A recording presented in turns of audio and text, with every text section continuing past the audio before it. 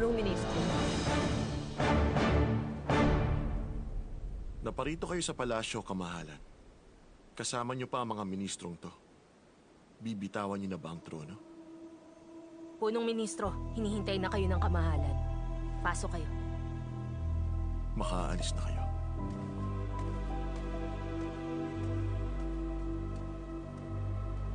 Ipaalam mo sa pangalawang prinsipe na mag-antabay lamang siya. Opo.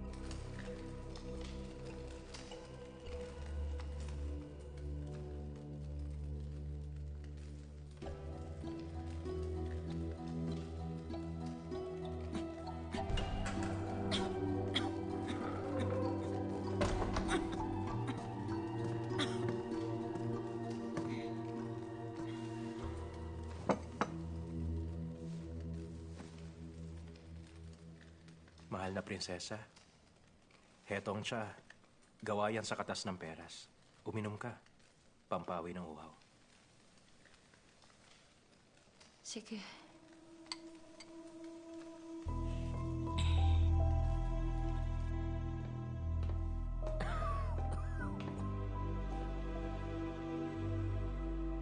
Mabuti dumating ka.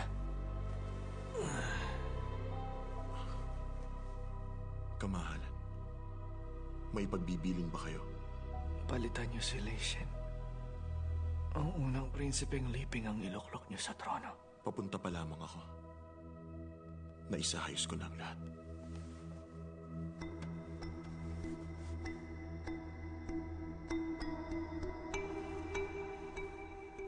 Mula nang itatag ang dinastiyang siya, hawak na ng mga maharlikang angka ng kapangyarihan.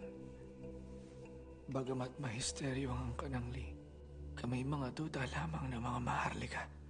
Ngayong nahaharap ako sa kamatayan, saka ko lamang napagtanto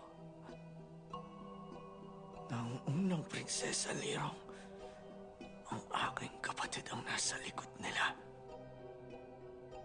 Kapag namatay ako, at naplano ng rebellion ng prinsesa, anong gagawin mo bilang kanyang kabiyak?